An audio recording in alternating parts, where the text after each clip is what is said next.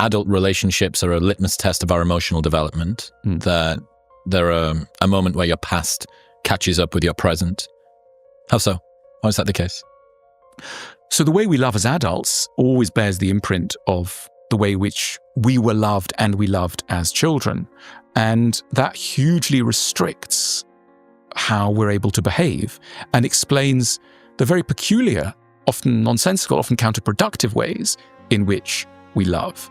We're not free to love just anyone. And this, I'm sure you'll have had this in your life, met people, etc., who will say things like, I seem to have ended up with quite a difficult person for me. They're quite challenging for me. Why can't I go and love somebody else? Why am I so in love with this person who's quite challenging? And often it's because what's challenging sits on the very area that was challenging in your past. And that's what makes them attractive. Now, before we want to jump off a cliff at the pessimism involved, let's be a little optimistic here. In a good relationship, we are drawn towards people who, yes, carry some of the puzzles, some of the knots, some of the challenges of a parental figure or figure of a caregiver. But they hold out the promise of a different ending. So whereas in the relationship with parent or caregiver, it ended up with shouting and you stormed out of the house and you're no longer in touch with them.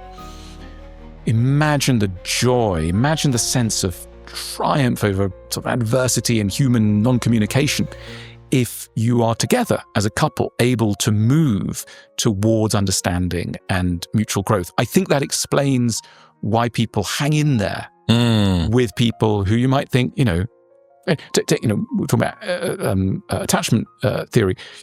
An anxious person who teams up with an avoidant one. You might want to go, why? Why are you with this avoidant person? And look at this other, I'm going to present you with a perfectly securely attached person. And you go, oh, they're a bit boring. Don't really want them. You think, why? What's going on? Is this pure perversion? Let's be generous towards that impulse. They're trying to find a different ending to probably a very painful early situation.